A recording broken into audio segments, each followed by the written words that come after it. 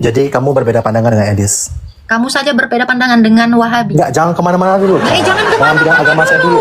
Abang juga jangan kemana-mana. Ini room saya, kamu bawa-bawa room Edis. Kamu tahu, Majid bilang hadis itu semuanya dongeng. Gimana menurut kamu? Kamu pernah nonton? Nama akunnya Al-Majid. Ya, kamu nonton di sana. Hadismu itu disebut dongeng semuanya. Kamu setuju nggak dengan pandangan itu? Atau hampir murtad? Hampir murtad. Kamu tahu nggak? Nah itu jangan kemana-mana dulu. Karena kamu kemana-mana, saya kemana-mana. Gimana? Kamu setuju nggak dengan pernyataan Al-Majid? Majid tuh teman saya. Dia bilang hadis itu dongeng. Kamu setuju nggak? Nah, kamu tanya dulu sana. Diskusi dulu, Gih. Ayo. Ada dari 4 imam kamu diskusi dulu. Tentang ajaran kamu. Banyak orang masih salah paham tentang iman Kristen. Dalam video ini, Agatha memberikan jawaban yang tegas, jelas, dan membuka wawasan tentang pertanyaan yang sering diperdebatkan. Tonton sampai selesai dan temukan jawaban yang bisa mengubah cara pandangmu. Silakan, Flybird. Halo. Yo, selamat siang. Selamat siang. Agatha. Ya. Agatha, aku tuh cuma mau bertanya. Silakan. Orang Kristen itu sebenarnya mengerti duinatur nggak sih? Ada yang mengerti, ada yang pertama. tidak. Itu yang pertama. Terus yang kedua, kalau kita baca Alkitab Perjanjian Baru, itu kan jelas tertulis bahwa Kristus itu adalah manusia dan Allah sendiri. Kenapa sampai saat ini yang saya lihat, yang saya dengar itu, kayaknya susah banget itu untuk mengartikan dia sebagai manusia dan dia sebagai Allah itu sendiri. Saya cuma mau bertanya itu aja. Apakah sebegitu sulitnya untuk kita menalar bahwa kadang-kadang dia berbicara sebagai manusia, kadang-kadang di lain waktu dia berbicara sebagai Allah. Nah, itu salah. Itu salah. Salahnya di mana? Ketika dia berbicara, ya dia sekaligus dalam kodrat Allah dan manusia. Itu tak. Tapi kan perkataannya kan kadang-kadang dia sebagai manusia kalau kita mengambil esensi dari apa yang dia katakan. Coba contoh. Aku nggak hafal ayatnya ya, tapi kadang-kadang dia berbicara bahwa apa ya? Bapa dan aku adalah satu. Itu menerangkan bahwa dia itu sebagai Allah. Tapi ada juga kan ada tertulis. Nah, kan seperti itu gitu. Apa tuh? Kalau dikatakan ada tertulis artinya itu yang saya tidak hafal gitu loh. apa tuh? Contoh yang tertulis itu apa? Apa ya? Saya lupa sama sekali ayat yang mengatakan kalau dia berbicara itu sebenarnya sebagai manusia, bukan sebagai Allah. Tetapi di lain waktu dia akan berbicara sebagai Allah itu sendiri gitu loh. Tidak. Kayak kalau dia sebagai Allah itu kan, masa kalau kamu setelah mengikut aku tidak tahu siapa ini aku, kan itu kan Yesus menunjukkan bahwa dirinya itu Allah gitu loh. Iya, makanya saya bilang Yesus itu tidak pernah menunjukkan dirinya tidak Allah. Dia selalu menunjukkan dalam perkataannya itu Allah. Okay. Itu tidak pernah terpisahkan. Kadang dia jadi manusia, kadang jadi Allah, enggak. Itu dia secara otomatis gitu. Kenapa? Karena itu satu. Yesus itu satu realita, satu pribadi dengan 2 kodrat. Nah berarti kayak apa istilah duinatur itu bagaimana? Jadi kalau duinatur ini jangan dipisah ya, ini jadinya kayak dimutilasi gitu. Duinatur itu satu pribadi dengan 2 kodrat, itu satu pribadi, itu tak terpisahkan. Nah makanya nggak bisa kita mutilasi, sama seperti orang-orang juga mengatakan Tritunggal itu beda, tetapi jatuhnya jadi kayak dimutilasi, jadi triteisme. Demikian juga duinatur ini gitu. Jadi ketika dia mengatakan ya, jangan kamu mengatakan aku baik sebab hanya Allah yang baik. Itu merujuk kepada dia yang adalah baik. Dia baik karena dia Allah. Gitu. Jadi Yesus itu tidak pernah menunjukkan dia nggak sempat jadi Allah. Dia selalu jadi Allah yang mengambil rupa manusia. Makanya ketika berbicara kepada Filipus pun dia justru menegaskan, berarti kamu ini selama ini ngira aku itu manusia tok gitu. Aku ini satu di dalam Bapa, merujuk kepada bahwa dia dan Bapa tak terpisahkan. Di mana ada firman, di situ ada Bapa. Di situ ada Roh Kudus. Itu, dia selalu menunjukkan itu. Aku ini menyatakan diri Bapa gitu. Aku di dalam Bapa. Jadi jangan kau tanya seolah-olah aku ini cuma manusia tok gitu. Nah gitu. Justru Yesus itu tidak pernah lepas dari narasi dirinya adalah Allah. Ketika dia mengatakan, pergilah hai engkau, dosamu sudah diampuni. Itu dia bukan berbicara dia dalam kodrat manusia. Dia selalu menunjukkan Allah. Karena yang bisa mengampuni itu hanya Allah. Waktu dia bilang Lazarus, Lazarus keluarlah. Dia nggak pernah berhenti mengatakan dirinya Allah. Dan selalu mengatakan plus membuktikan. Nah, kalau waktu perkataan Kristus, biarlah cawan ini berlalu daripada aku. Apa ya? Namun biarlah kehendakmu yang jadi. Nah itu kan dia berbicara sebagai manusia yang punya rasa takut kan? Enggak, dia berbicara sebagai manusia dan Allah. Firman yang mentaati Bapa itu. Firman yang sudah mengambil kodrat manusia dan taat kepada Taurat. Kan gitu? Tapi kan posisinya dia pada saat itu manusia. Dan Allah. Kita nggak bisa melepaskan ke Allahnya, Pak. Dipisah lagi nih, dimutilasi lagi nih. Nggak bisa kita lepas, Pak. Ingat, Yesus itu tetap stand dalam keilahiannya, dalam jasmaninya, berdiam seluruh kepenuhan kealahan. Jadi itu nggak bisa dipisah.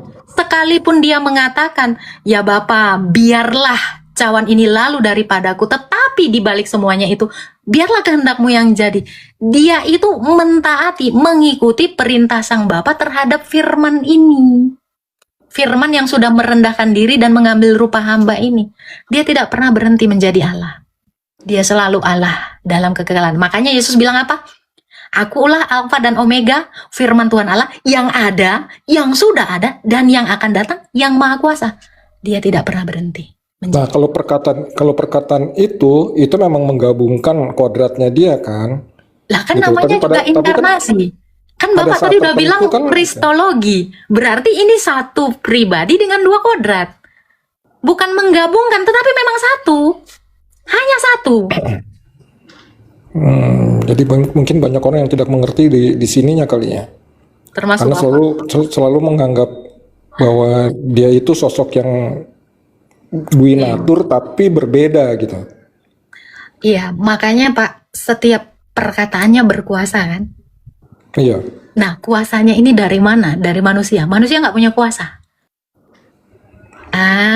Jadi ketika dia mengubah air jadi anggur, yang dilihat manusia, tetapi kuasanya, kuasa siapa? Oke. Ya. Saya coba mulai memahami sedikit ya. Kira-kira berarti ada satu titik di mana keterpisahan itu tidak bisa dipisahkan begitu ya. Tidak pernah ada keterpisahan, Pak. Bahkan ketika Yesus mati, Firman itu menunggui mayatnya. Jangan salah, ada ayatnya. Sebab dia tidak ditinggalkan di dunia orang mati, melainkan ditunggui. Ketika mati pun dia tidak pernah terpisah dari kodrat Allahnya. Oke. Seperti itu. Nah, waktu Yesus umur 8 hari yang dibawa ke bait suci dan dia diserahkan kepada Tuhan itu gimana? Maksudnya pertanyaannya apa? Pertanyaannya, kan pada saat Yesus mau disunat, dia kan umur 8 hari dibawa ke bait suci. Dan terus Diserahkan itu maksudnya. kepada Tuhan, iya. Iya, diserahkan itu maksudnya dia kan taat sebagai seorang Yahudi. Dia kan anak Yahudi. Jadi dia diserahkan, dia mengikuti Taurat itu dengan disunatkan. Bukan artinya Tuhan diberikan kepada Tuhan, bukan. Apakah kita kalau melihat kata Tuhan di situ lantas berbeda dengannya, tidak satu di dalamnya? Nah, itu kan berarti kan kemanusiaannya dia kan? Loh, dengan kealahannya. Dengan kealahannya ini tak terpisahkan. Kan sudah inkarnasi, masuk dalam daging. Begitu dia lahir, itu sudah Allah dan manusia. Makanya anak yang kau lahirkan itu akan disebut kudus anak Allah. Itu begitu lahir, udah kudus anak Allah. Nggak ada bisa dibilang kodrat kemanusiaan pisah-pisah sama keilahiannya. Nggak bisa. Oh, jadi istilah duinatur itu sebenarnya kurang tepat ya? Bukan kurang tepat. Duinatur itu dua realita dalam satu hakikat. Dua hakikat dalam satu pribadi, satu entitas, satu realita konkret. atau satu hipostasis. Jadi bukan, dia tetap satu, namun kayak Bapak pakai baju gimana sih Pak? Bapak Oke. disebut dua nggak? Bapak pakai baju disebut dua nggak? Satu. Satu, cuman kita bisa bedakan mana badan Bapak, mana baju, kan gitu. Jadi ketika kamu ngomong bukan artinya bajumu yang ngomong doang gitu. Tetapi kamu itu menyatakan diri kamu berikut dengan kemanusiaanmu, berikut dengan bajumu itu, kan gitu.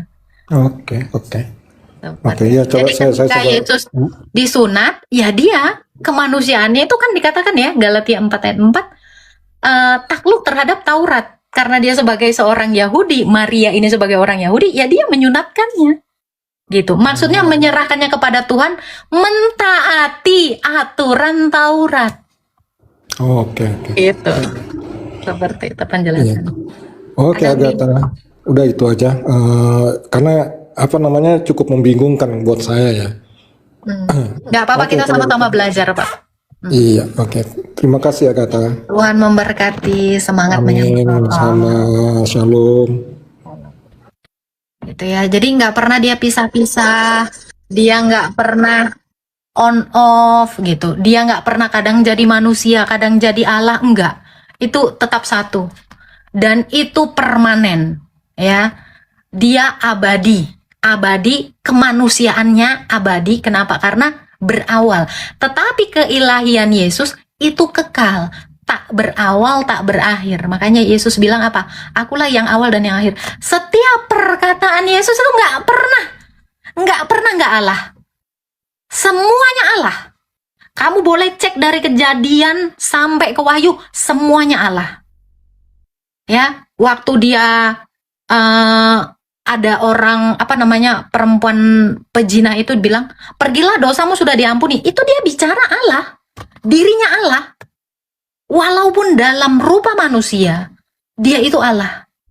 Yang walaupun dalam rupa Allah tidak menganggap kesetaraan itu sebagai milik yang harus dipertahankan, melainkan telah mengosongkan dirinya sendiri dan mengambil kodrat hamba dan menjadi sama seperti manusia.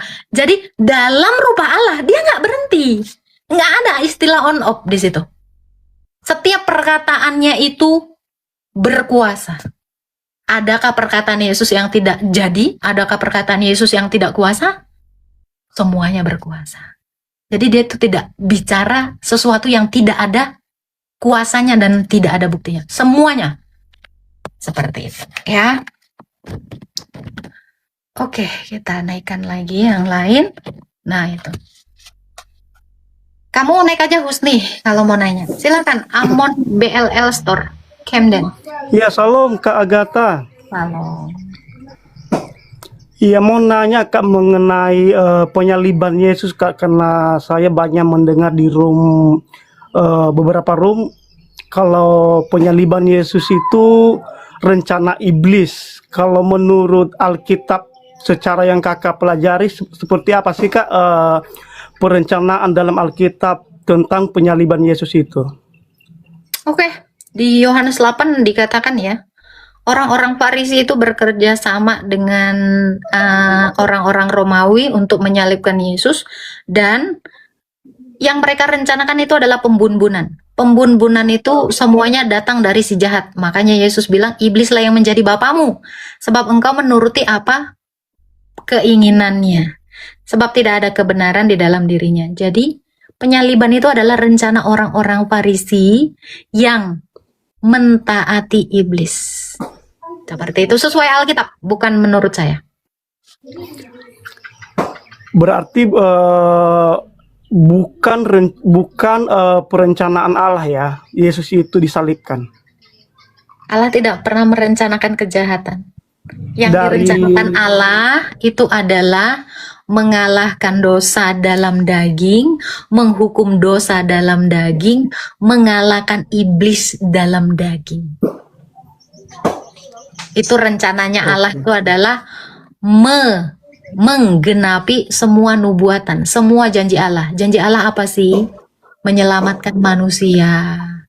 Jadi dalam satu peristiwa, yaitu penyaliban, rencananya dijalankan iblis yang bukan rencana yang dijalankan iblis ya, rencana yang dijalankan oleh persekongkolan orang Romawi dengan orang Yahudi, dan di dalam peristiwa yang sama Yesus atau Allah itu menjatuhkan hukuman dalam daging.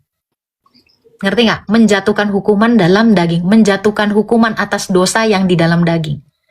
Cara menghukum dosa itu gimana? Mati kan?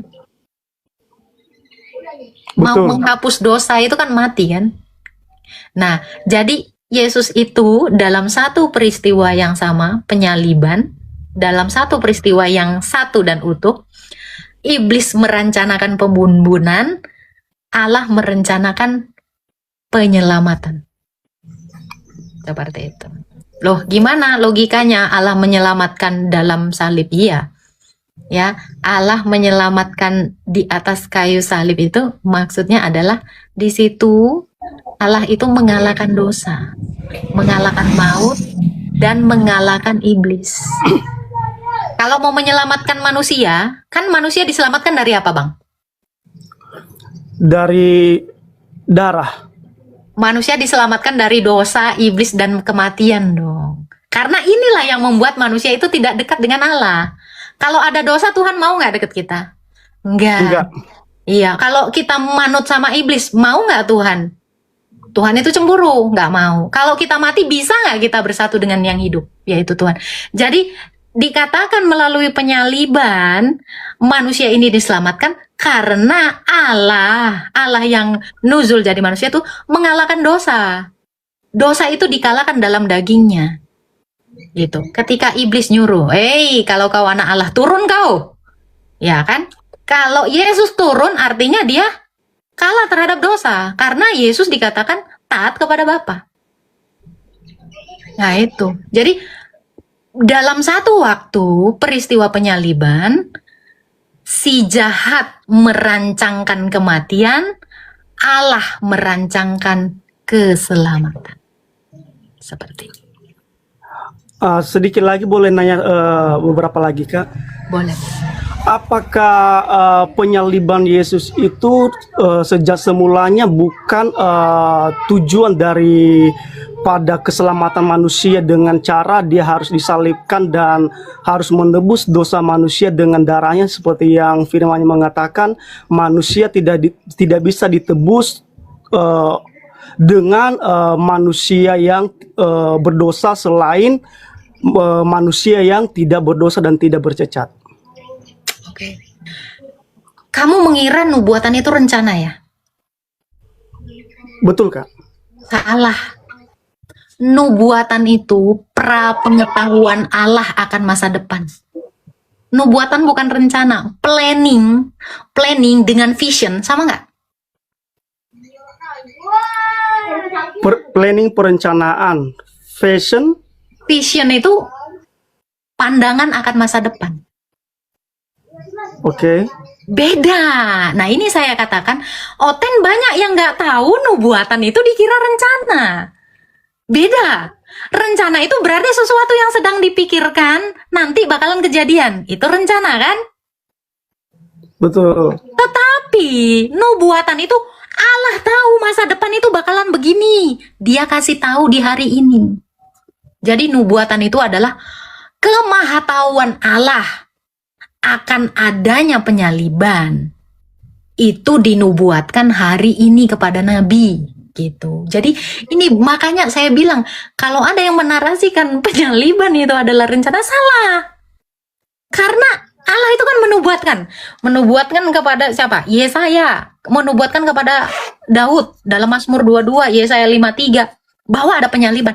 Itu Tuhan tuh ngasih tahu nanti, tahun 1, tahun 33 ada penyaliban nih kayak begini nih, gitu loh.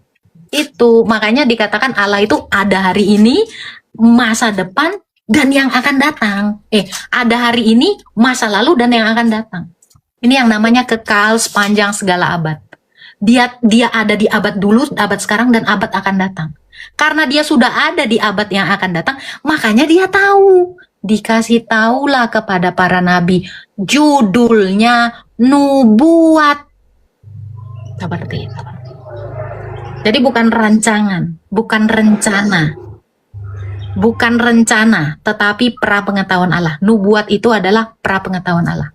Allah itu tahu bahwa bangsa Israel itu nanti akan dikuasai sama Romawi. Dan di situ ada hukum penyaliban. Makanya di dalam Galatia 4 ayat 4, setelah genap waktunya, Allah mengutus anaknya, lahir dari perawan Maria dan takluk kepada Taurat.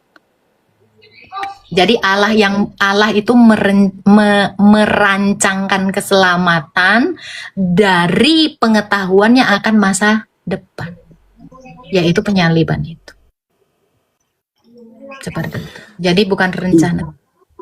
Makasih Kakak Gata. Sebelum saya nggak mengerti kalau perencanaan itu beda dengan seperti yang Kakak bilang. Saya pikir Tuhan Yesus itu memang sudah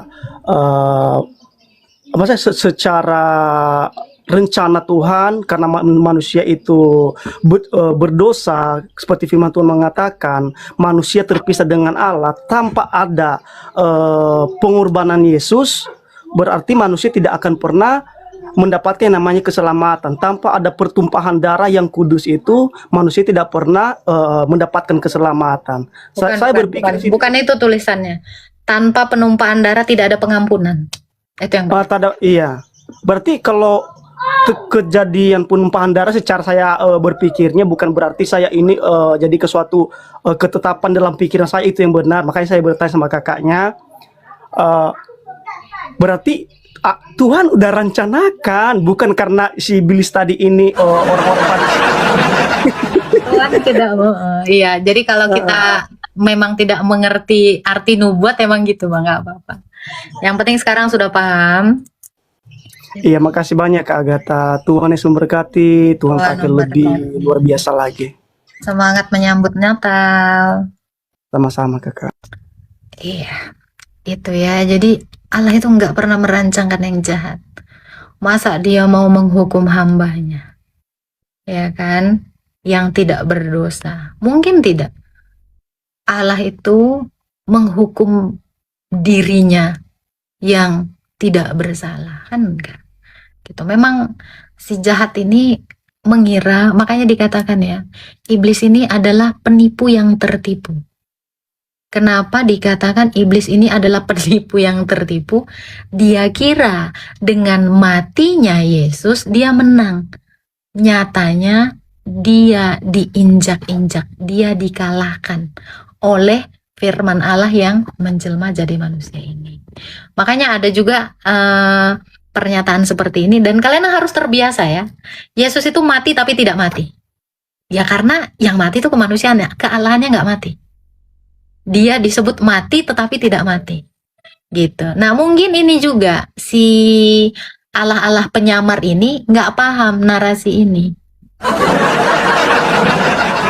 Jadi Yesus mati tapi tidak mati. Yang mati itu adalah kemanusiaannya, kealahannya tidak mati. Hairul makirin.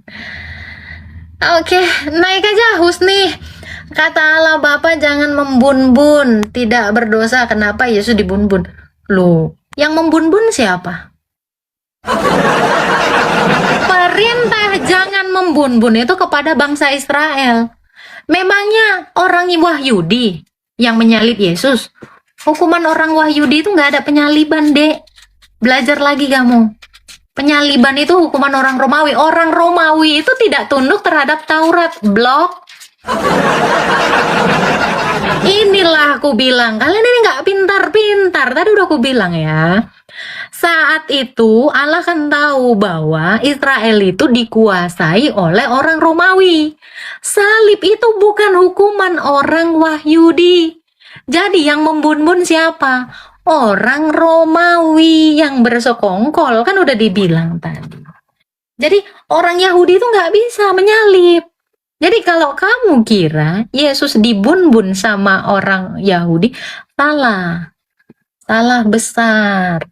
Karena hukuman orang Yahudi itu adalah rajam. Bukan salib. Ya, belajar lagi lah. Ngerti Husni? Jangan botol. Gitu loh. Oke, kita naikkan lagi ya.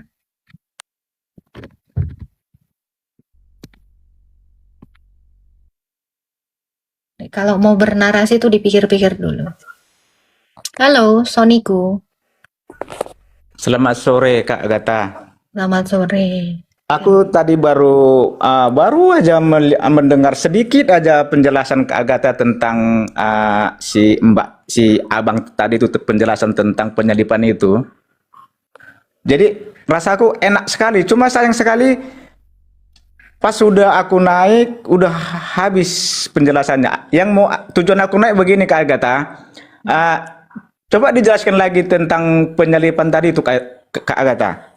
Enak kan dirasaku, cocok kali rasaku tadi tuh. Yang Kakak Agatha jelaskan tadi tuh loh. Gimana tadi? Itu nubuat bukan rencana. Terus Kak Agatha bilang berarti dia membunuh dirinya sendiri gitu. Jadi penjelasannya itu enak saya dengar, cocok sesuai dengan Alkitab. Tapi saya kurang utuh mendengarkan dari awal gitu loh Kak Agatha. Jadi tujuan saya naik ke sini untuk mendengarkan penjelasan ulang loh.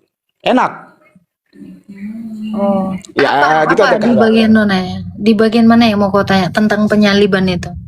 Iya, tentang pertanyaan kawan kita yang baru naik tadi loh, yang dari kalau nggak salah tadi Katolik itu tadi ya, Saya tidak tahu. tentang itu Ya, loh yang baru naik. jadi gini. Jadi penyaliban itu adalah rencana orang-orang Farisi dengan orang-orang Romawi. Penyaliban itu rencana mereka. Nah, dari mana dapat rencana pembunbunan itu? Ya dari si jahat, karena iblis ini kan adalah pembunbun sejak semula. Tidak ada kebenaran dalam hidupnya. Nah, karena Allah itu tahu saat itu ada rencana penyaliban, dan di situ jugalah bagi Allah waktu yang tepat untuk mengutus anaknya itu menjadi manusia, lalu kemanusiaannya itu dan yang inkarnasi itu maksud saya ya. Jadi firman Allah bersama dengan kemanusiaannya itu, itulah Yesus Kristus yang kita kenal, dia disalibkan di situ. Di dalam kematiannya itu dia menjatuhkan hukuman atas dosa. Itu dalam daging. Nah, bagi si iblis ini, iblis mengira itu adalah kemenangan dia. Dia kira dengan membun-bun dia menang, ternyata dia tertipu. Ternyata Yesus itu bangkit. Ternyata Yesus itu dalam satu waktu itu justru menyelamatkan orang-orang yang dari zamannya Adam. Dia turun ke dunia orang mati, dan itu dijadikan Allah sebagai suatu kesempatan untuk membebaskan semua roh-roh yang terpenjara di alam maut. Nah, makanya tadi saya bilang iblis itu adalah penipu yang tertipu. Dia kira dia menghancurkan Yesus Kristus, nyatanya dia sendiri yang hancur, diinjak-injak. Gitu. Jadi kemahatauan Allah itulah nubuat. Rencana itu adalah rencana si jahat, yaitu orang Farisi yang kerjasama dengan orang Romawi. Seperti itu. Nah, berarti sudah terjawab semua teman-teman bahwasannya kalau di media sosial kita dengar itu adalah rencananya penyalipan, itu rencananya sang Bapa, jelas sudah terjawab. Ya. Jadi mantap sekali Kak Agatha, penjelasan Kak Agatha ini luar biasa sesuai dengan Alkitab. Pemahaman saya pun seperti itu, cuma nggak banyak yang memahami seperti pemahaman Kak Agatha ini. Bahkan sesama apologet sendiri pun, bahkan dia mengaku seorang pendeta pendeta pun tidak mengerti cara pemahaman tentang penyalipan itu, seperti yang dijabarkan oleh Kak Agatha di siang hari ini. Luar biasa. Ya, Jadi sebenarnya Kak Agatha, saya mau menaik hanya untuk memperjelas dan memperkuat ketahuan saya tentang itu. Jadi sudah terjawab sudah. Terima kasih Kak Agatha. Ya. Saya turun dulu Kak Agatha. Memberkati. Tuhan Iya. Ini ada yang bertanya seperti ini nih. Ini lucu ya. Boleh naik aja. Di komal manapun Oten tantrum kalau disuruh baca original teks Bible. Buktikan. Silakan naik Pupu Papa. Silakan naik aja. Kalau kamu mau nyuruh saya baca teks asli dari Alkitab, silakan naik. Silakan naik aja. Nggak apa-apa. Coba naik. Silakan. Kamu kan nyuruh saya baca teks asli dari Bible. Bawa ke sini. Sekalian nanti saya jelaskan pakai bahasa asli Bible. Tapi pastiin kamu ngerti. Saya pastiin kamu ngerti bahasa Yunani. Ya, jangan nanti saya ngomong pakai bahasa Yunani kamu pelangak-pelongok.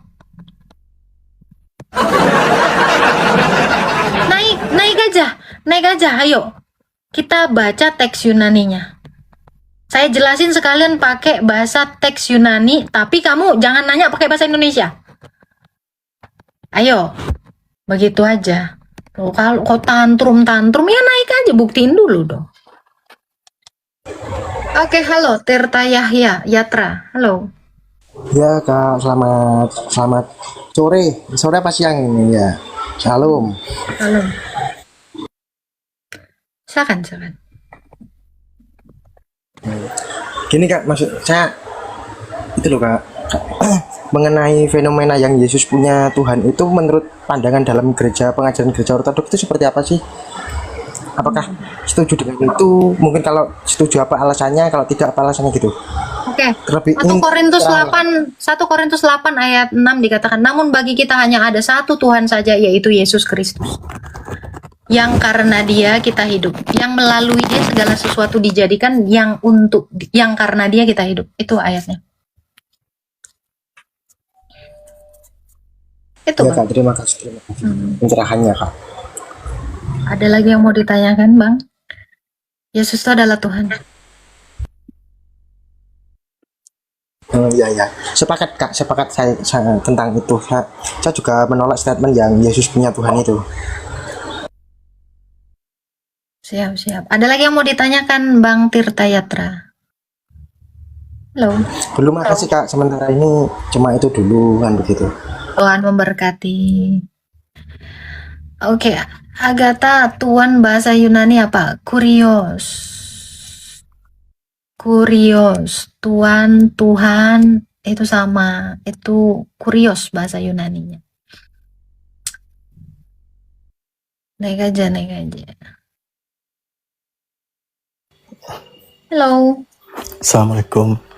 Ya, silakan Pak Sakti. Ada yang mau ditanya? Jadi udah diskusikan siapa Tuhannya. Tuhan itu tidak pernah didiskusikan, Pak. Jadi kamu berbeda pandangan sama Edis ya? Kamu juga berbeda pandangan dengan... Enggak, jangan kemana-mana dulu kak. Kamu mau bertanya tentang teologi apa di sini? Saya Rum mau Majid tanya, berbeda dengan Rum Jumbo. Kalian udah berdiskusi belum siapa Tuhannya? Kami tidak berdiskusi siapa Tuhan karena semua orang Kristen tahu Yesus itu adalah Tuhan. Jadi kamu berbeda pandangan dengan Edis? Kamu saja berbeda pandangan dengan Wahabi. Enggak, jangan kemana-mana dulu kak. Jangan Jangan kemana-mana bilang agama saya dulu kak. Abang juga jangan kemana-mana. Ini room saya, kamu bawa room Edis. Kamu tahu, Majid bilang hadis itu semuanya dongeng. Gimana menurut kamu? Kamu pernah nonton? Nama akunnya Al-Majid. Ya, kamu nonton di sana. Hadismu itu disebut dongeng semuanya. Kamu setuju nggak dengan pandangan itu? Atau hampir murtad? Kamu tahu nggak? Nah itu jangan kemana-mana dulu. Karena kamu kemana-mana, saya kemana-mana. Gimana? Kamu setuju nggak dengan pernyataan Al-Majid? Majid tuh teman saya. Dia bilang hadis itu dongeng. Kamu setuju nggak? Nah, kamu tanya dulu sana. Diskusi dulu, Gih. Ayo. Ada dari 4 imam kamu diskusi dulu. Tentang ajaran kamu. Seperti itu ya. Saya juga nggak kemana-mana. Tanyalah di sini tentang teologi. Kalau kamu bawa room orang, ya saya juga bawa room orang. Kalian boleh tonton ya. Nama akunnya aku pernah di situ. Itu teman saya dari lama. Namanya Al-Majid. Al-Majid itu nolak semua hadis. Gimana menurut pandangan kalian? Diskusi dulu lah. Padahal saya punya videonya, Majid mengatakan dongeng itu. Kok mau kamu mempercayai dongeng? Tontonlah. Nama akunnya Al Majid. Dia itu Islam Syria. Ya, seperti itu. Majid itu Islam. Saya sering diskusi sama dia. Panjang kali, lebar kali, tinggi. Bahkan diskusi kami itu menurut saya keren. Nah, ini bilang Al Majid sesat itu. Berarti jangan-jangan kamu juga sesat. Karena kamu bisa menarasikan Al Majid sesat, berarti kamu juga ya azelan adalah sesat. Apa tolok ukurmu sampai kamu katakan Majid itu sesat? Apa otoritasmu mengatakan Majid itu sesat? Selama dirinya mengaku Islam, ya dia Islam. Karena sesat itu hanya bisa dinyatakan oleh yang berotoritas. Kalau tidak berotoritas, mana bisa? Sama seperti kamu bilang, oh dia bersalah. Kalau tidak hakim yang berotoritas yang menyatakan saya salah, saya tidak akan pernah salah. Kan gitu? Nah, dipikirin sampai ke situ. Jangan enteng-enteng aja, si ini sesat, si itu sesat. Kamu punya tolok ukur apa? Gitu. Kalau kamu nggak punya tolok ukur ya omon-omon itu semua. Anggap aja kicauan burung. Kotelan itu. Nah. Halo, The Juntak. Halo. Halo. Oke, iya semua dibilang sesat, sikit-sikit sesat. Siapa yang lo nyesat-nyesatin orang? Tolok ukurnya apa? Mana tadi yang bilang bahasa Yunani kalau disuruh baca bahasa Yunani tantrum? Naik. Nanti kamu harus mendengar nih. Siapa namanya? Siapa namanya? Itu loh. Yang agak-agak lucu-lucu itu, yang ngaku anak kardinal itu siapa nama? Bangkai Nama. Kamu harus nonton dia baca bahasa Ibrani. Boker. Udah pernah belum kau lihat si Bangkai Nama yang katanya anak kardinal paling paham apa namanya Ibrani, Hebrew. Mau kutunjukkan ini. Boker. disuruh baca ini bisa tiba-tiba boker. Kalian ini udahlah, nggak usah sok-sokan gitu. Hebrew katanya. Aduh, nah ini ya Cakra dari Aceh juga mengatakan ini Bang Cakra ini agak ngeri ya. Aku nggak tahu lah ini Cakra ini Muslim apa, aku kurang paham. Ya kita naikkan. Kalian tonton aja tuh si Kainama baca Hebrew sama Donditan. Halo. Halo, sore Mbak. Selamat sore Paul. Mbak, Ibu, Kakak. Sebutin aja nama saya. Ya, Silakan Paul. Ada yang mau ditanya? mau ditanya, ini Mbak Agatha ya? Iya, sesuai nama itu. Oh iya, Agatha. Yesus dari lahir sampai dewasa, selama dia di bumi, dia Tuhan bukan? Sebelum dunia ini ada dia sudah Tuhan. Oh, iya. Berarti dia dari bayi sampai dewasa dia Tuhan ya? Sebelum dunia ini ada dia sudah Tuhan. Iya, berarti dari bayi sampai dewasa dia Tuhan gitu. Dia Tuhannya Adam, dia Tuhannya Musa, dia Tuhannya Abraham. Iya. Dari bayi dia apa yang dia kuasai kalau dia Tuhan? Selama dia bayi. Dia menciptakan segala sesuatu. Oh, dari bayi udah bisa menciptakan ya, Mbak? Bukan dari bayi, dalam kekekalan dia sudah menciptakan segala sesuatu. Enggak, sekarang pertanyaannya dari dia dilahirkan. Ya apa yang dia kuasai? Kan dia Tuhan. Semua dia kuasai. Semua dia kuasai. Oh. Langit dan bumi, semua dia kuasai. Oh, dari bayi dia udah menguasai ya? Ya, Mbak Agatha ya. Dari bayi udah menguasai. Ada lagi yang mau ditanya? Jangan diulang-ulang kayak orang idiot. Iya. Jadi Tuhanmu sendiri gimana? Apa yang dia kuasai dari dulu sampai sekarang? Nggak ada Dia apa-apanya.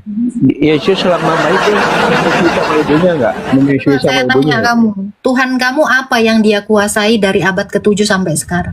Dia punya Kok apa? kok balik bertanya? Saya akan Nggak bertanya. apa-apa.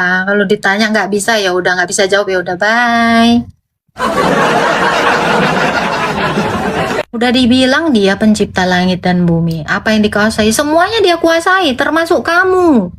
Kamu juga dia kuasai. Yang saya tanya itu Tuhan kamu apa kuasanya? Dari abad 7 sampai sekarang. Tolong jangan bertanya berulang-ulang kayak anak Oon gitu loh. Kayak, jadi Tuhan dari bayi. Jangan, sebelum bayi udah dibilang dia Tuhan. Ya. Namamu memang Oon gitu. Nih ya. Tuhan boker dicebokin ini. Yang saya tanya gini. Ya. Di dalam kitab kau kan pena, dia itu sudah bicara waktu lahir. Berarti ketika dia boker, ya kan? Dia itu nggak berak di celana. Pertanyaan saya, nabi kamu itu berak di celana nggak? Karena dia belum ngomong waktu lahir. Loh, karena di dalam kitabmu Isa itu sudah bisa bicara waktu dia lahir. Dia udah bisa ngomong nih. Berarti dia nggak sempat berak di celana, dia nggak cepirit, dia nggak kencing di celana. Nah, nabi kamu ini gimana? Berarti dia sering mencret di celananya. Ngerepotin orang tua. Iyalah. Kan gitu. Coba gimana? Berarti kalau Isa ini sudah bisa bicara dari lahir, keren lah. Keren banget ya. Nggak nyusahin orang gitu.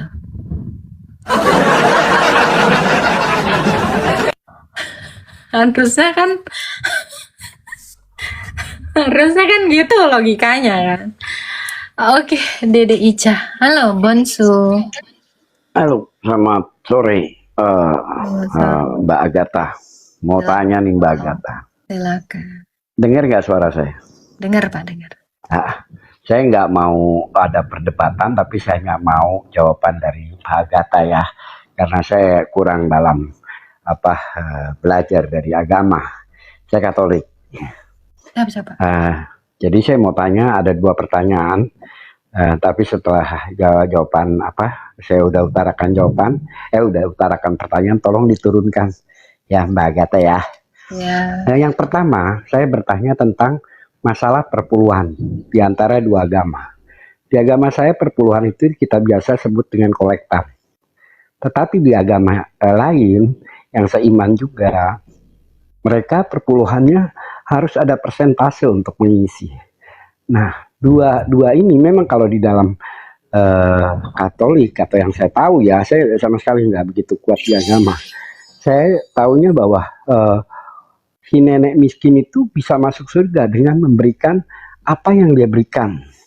Tetapi si orang kaya itu belum tentu masuk surga. Itu yang saya pernah baca ya. Nah, jadi kolektan itu tidak harus 2,5% ataupun 10%. Tapi saya nggak tahu, saya nggak mau perdebatan, cuman menurut Mbak Agatha mana yang menurut Mbak Agatha itu yang baik atau sama-sama baik? Itu satu pertanyaan pertama. Ya, pertanyaan kedua, saya begini, saya pernah dengar salah satu agama kita juga seiman, itu ada bahasa roh. Saya sedikit ya ucapin Allah badala. Apa ini dulu waktu saya kecil saya belum pernah loh dengar ada bahasa roh. Kok ini bisa ada?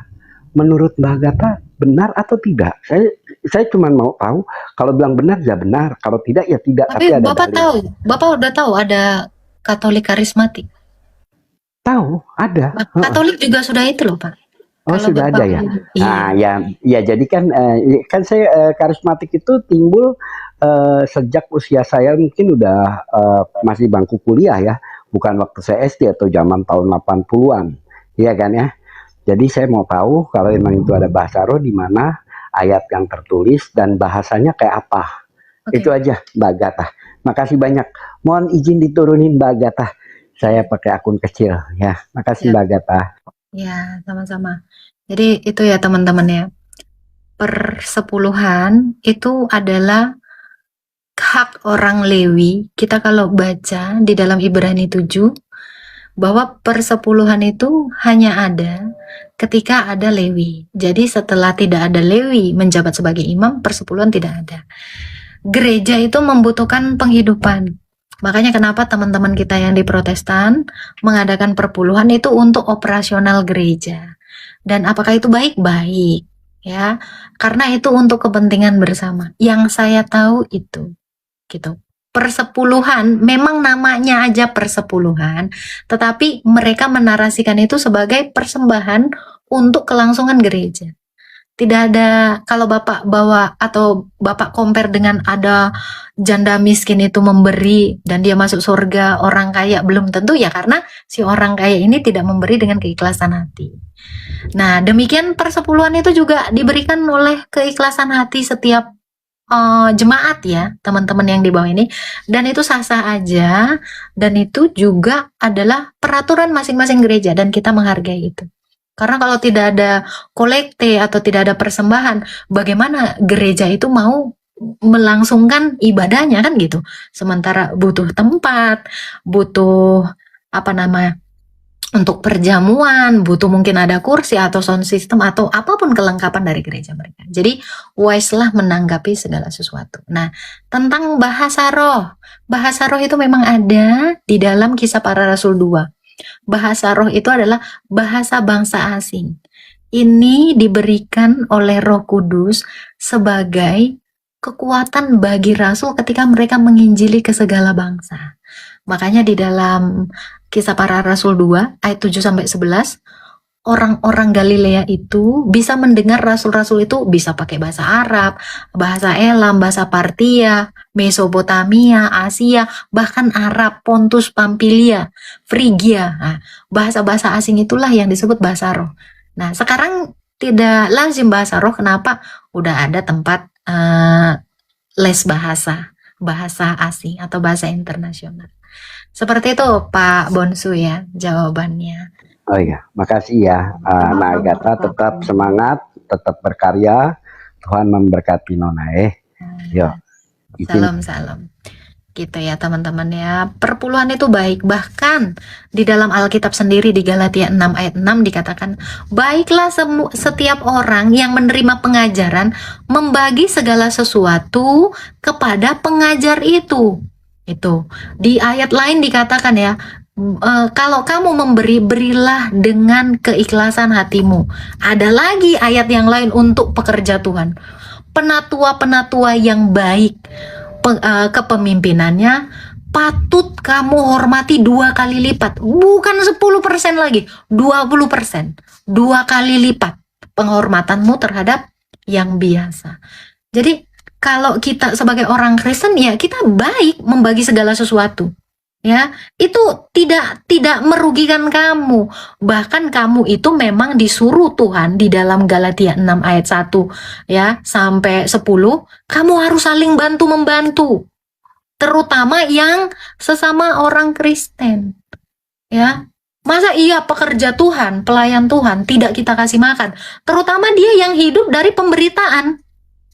Iya dong, banyak kok kita lihat ya pendeta-pendeta yang sangat sederhana, dia hidup dari pemberitaan, dia pelayanan, dia juga butuh akomodasi. Kita wajib menghargai dia. Pekerja itu tidak pantas tidak digaji, betul kan? Tuhan saja memberi makan semua makhluknya. Ya kali kita ini sudah dilayani, tetapi kita tidak memberikan berkat kepada mereka. Seperti itu ya. Bahkan kalau penatua yang baik katanya 2 kali lipat dihargai. Ya, jadi kita itu juga seturut gitu. Karena rasul-rasul itu juga dia tidak bekerja. Bahkan Rasul Paulus itu meninggalkan pekerjaan dia yang seborju itu menjadi tukang tenda. Dia harus menghidupi gerejanya. Karena gini ya teman-teman, dalam satu gereja ini tidak semuanya kaya, pasti ada yang miskin. Nah, yang kaya ini pasti membantu yang miskin melalui persepuluhan atau persembahan itu. Jangan salah, ya. Kalau ada jemaat yang kesusahan, kemalangan, gereja bertindak nggak? Betul nggak? Kalian yang udah punya organisasi gereja ini, betul nggak? Pasti dibantu, saling bantu. Nggak mungkin ada kemalangan gereja tidak membantu. Justru gereja lah yang berperan lebih dahulu dibandingkan keluarga kamu. Kalau ada apa-apa, ya. Apalagi pengajar-pengajar itu, banyak kok pengajar-pengajar yang tulus, pengajar-pengajar yang dia memang hidup dari pemberitaan firman Tuhan. Nah ini beneran harus kita kasihi juga. Ini ada ayatnya dan ini perintah Tuhan. Orang Imam Lewi itu juga disuruh bekerja di Bait Allah dan dia diberikan haknya. Haknya itu apa? 1/10 dari 11 suku itu harus diberikan itu. 1/10 itu diberikan kepada pekerja Allah yang adalah Imam Lewi yang bekerja di Bait Allah ini. Gitu. Allah itu adil. Ya, ingat Allah itu adil, maka kita juga harus adil gitu. Masa ada orang bekerja tetapi tidak diberi makan. Nah, itu. Ya, yang bilang teori ini kejadian Bang dan ini benar. Ini teorinya seperti ini dan realitanya juga seperti ini. Saya melihat kok gereja-gereja itu banyak yang seperti itu. Bahkan gereja itu malah membantu tuh yang di sana itu yang lagi darurat di Sumatera. Lu jangan salah. Orang Kristen ini selain daripada jemaatnya dia juga membantu orang lain kok. Inilah kerennya orang Kristen. Ini bukan teori karena ini memang realita. Kamu lihat Oten itu banyak yang ngebantu saya. Nggak peduli agamanya, tapi memang yang terkhusus itu adalah Oten dulu, baru keluar gitu ya. Urutannya ada, sistematis. Ya, Galatia 6 ayat 9 sampai 10. Janganlah kamu jemu-jemu berbuat baik karena ketika harinya sudah tiba, semua orang akan menuai. Barang siapa menabur dalam roh, dia menuai hidup kekal, dan barang siapa menabur dalam daging, dia menuai kebinasaan. Saling berbantu-bantulah kamu, terutama yang seiman, baru yang lainnya. Seperti itu. Itu ya teman-teman ya. Saya mohon undur diri, mau istirahat dulu. Terima kasih yang sudah bergabung di sini. Terima kasih yang sudah mendukung saya, yang sudah tap-tap, yang sudah share, yang sudah berbagi berkatnya. Terima kasih ya yang sudah nge-give juga. Dan ada mungkin tergerak hati kalian mau membantu pelayanan saya, kalian boleh masuk ke bio. Ada link Saweria di situ. Kalau kalian mau membagi berkat kalian untuk kemuliaan Tuhan, silakan nanti juga akan saya donasikan kepada gereja saya juga yang membutuhkan. Terima kasih sudah menonton sampai akhir. Jika firman Tuhan ini memberkati saudara, subscribe channel ini dan bagikan video ini kepada keluarga dan teman-teman, supaya semakin banyak orang mendengar kebenaran firman Tuhan. Tuhan Yesus memberkati.